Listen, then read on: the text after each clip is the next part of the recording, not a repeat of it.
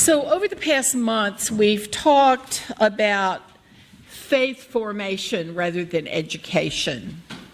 This phrase makes it very clear that no matter who we are or what kind of training we've had, our inner lives are constantly reshaped as we gain new insights about life and love. I certainly find that to be the case for my own spiritual evolution. My beliefs have shifted a great deal over the past 25 years, though I still consider myself a follower of Jesus. And while that's been important in my own spiritual life, others of us ground our beliefs in different ways. For some here, our beliefs are grounded in the wonder of nature and the cosmos, or in the human capacity for good, or in Buddhist philosophy, or in the mystery, the majesty of science, or in theism or mysticism. Our individual core beliefs emerge from how we answer questions about life. So my early beliefs have shifted, but I've had to put together my new understandings with the fact that I still consider myself a follower of Jesus, although I don't consider myself a Christian. There's a difference. Today, I see Jesus as an earth-centered spiritual wisdom teacher whose teachings and life I seek to emulate.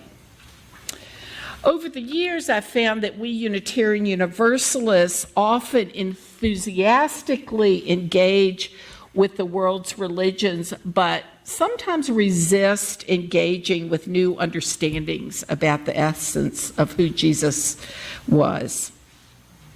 Yet many of us, UUs, came to Unitarian Universalism from Christianity, and we're ready to let go of the religion that has been built about Jesus so that we can re-engage with the teachings of Jesus.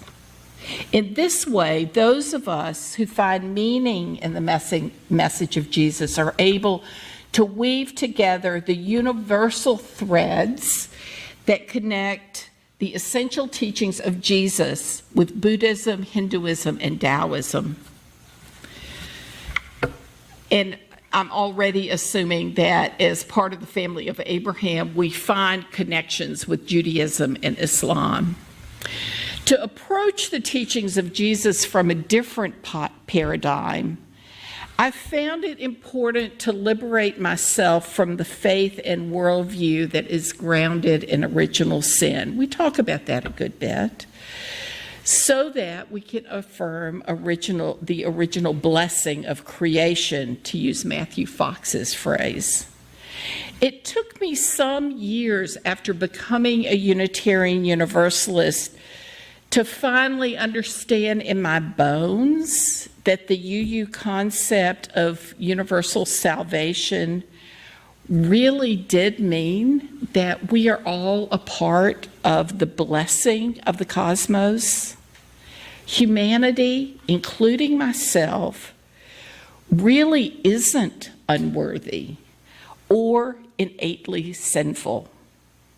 I was able to release the orthodox belief that human beings are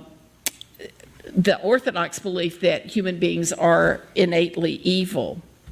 Historically, there's been the belief that we humans weren't able to do good without fear and punishment. So threatening human beings with eternal damnation would force people to be kind and caring to one another. That hasn't worked out very well.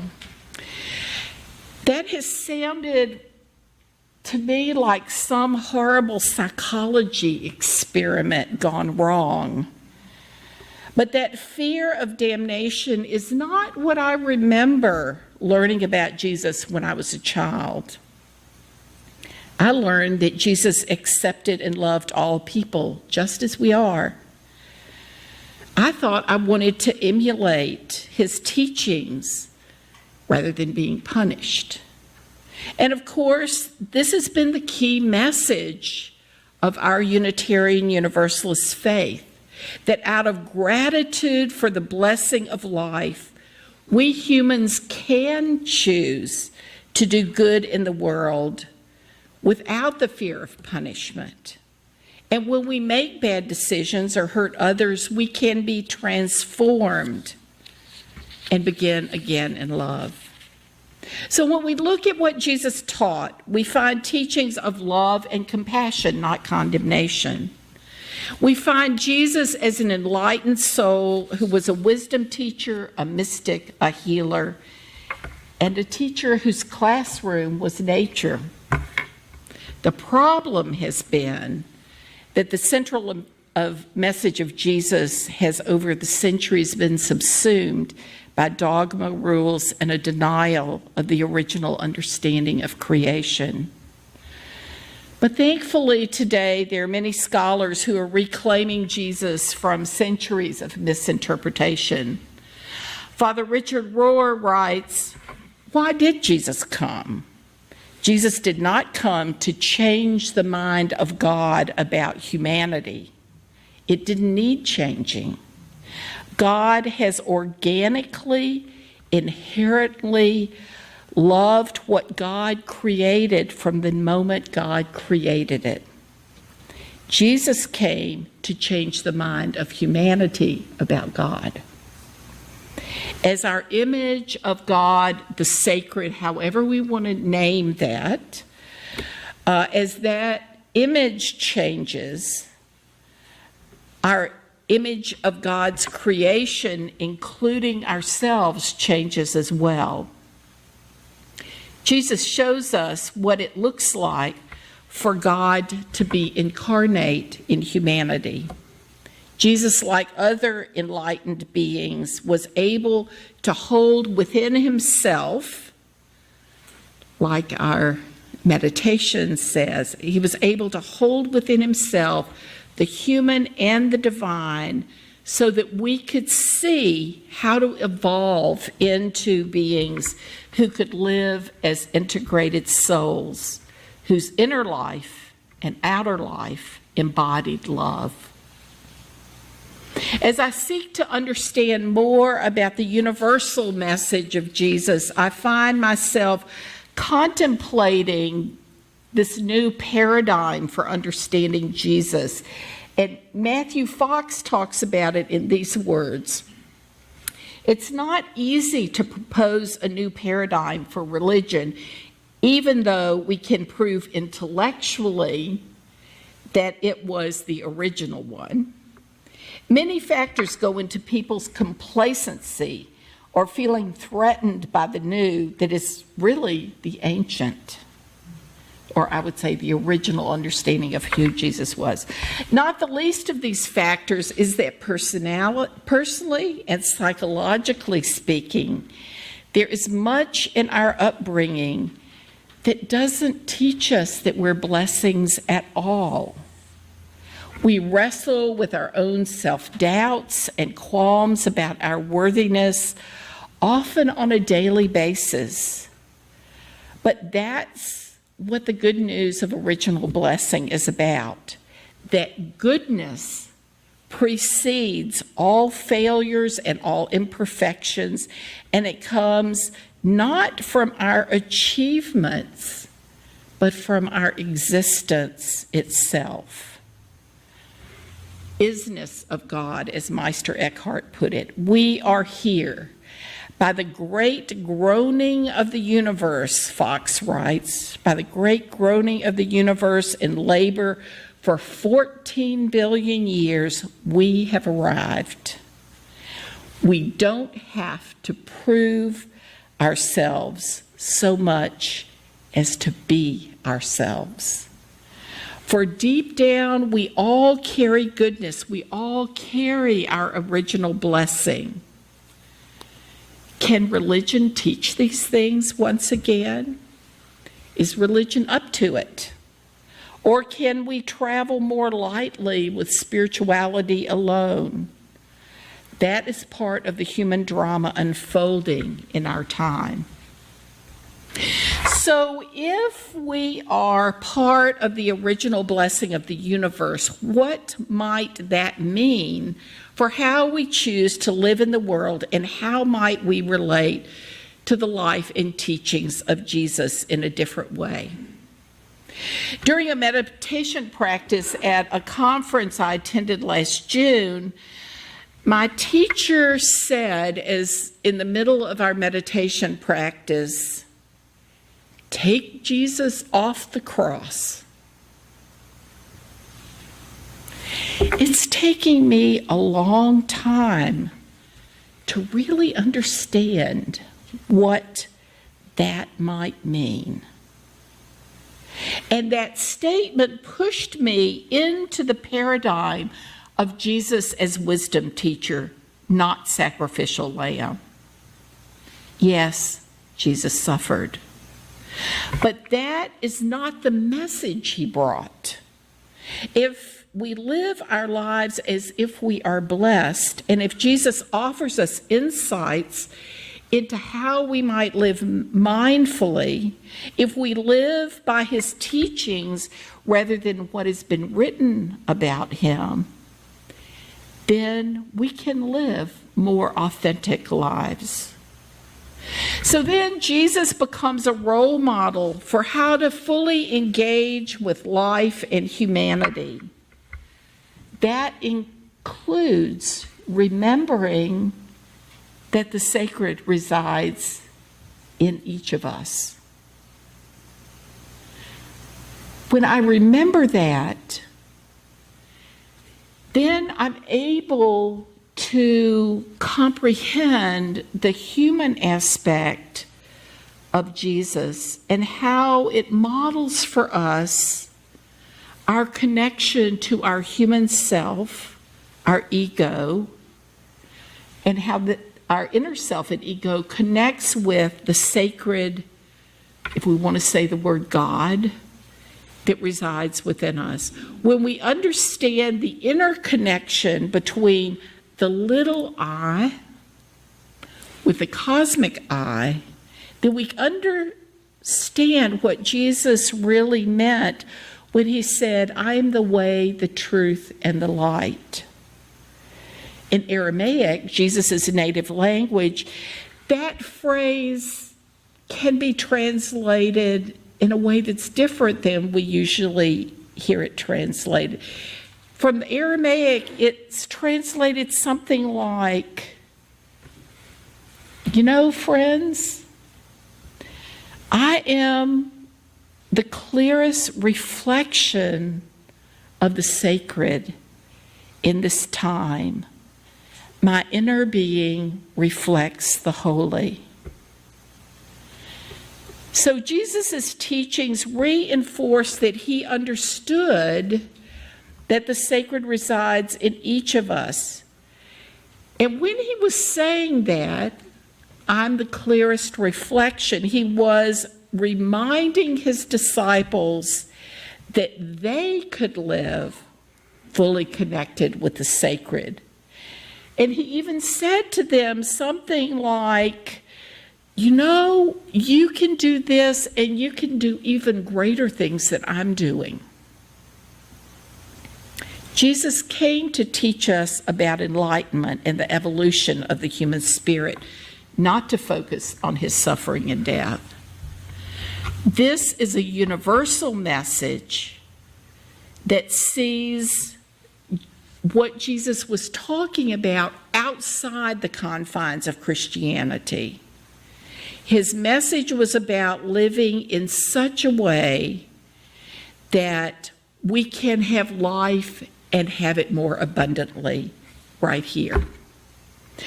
My spiritual exploration has led me to my teacher, Neil Douglas Klotz, the Aramaic scholar, who's also been a formative teacher for Linda and Noor and Dove. I now share some of his thoughts about how we might more authentically understand who Jesus was. He writes, "I cannot tell you how many times well-intentioned a well-intentioned Christian person has reminded me that Jesus once said, "I am the way, the truth, and the light," as a way to justify their belief in the person of that. To justify that their belief in the person of Jesus is the only legitimate path to heaven. Curiously, in many other religious, psychological, and philosophical disciplines, the idea of a relationship between the small self and the greater self, as indicated in the Aramaic, the I and the I, is a common theme. This is more common in Eastern spiritualities, where the concepts of Buddha nature, Atman and Brahman, and the Tao invite its practitioners to seek spiritual enlightenment by liberating the self from a small self only,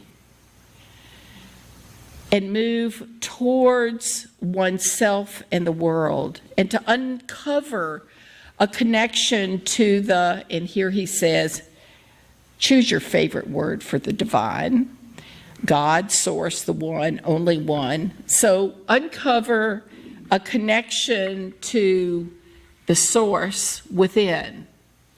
So here's what the phrase I means. The way, the truth, and the light is accessible to everyone.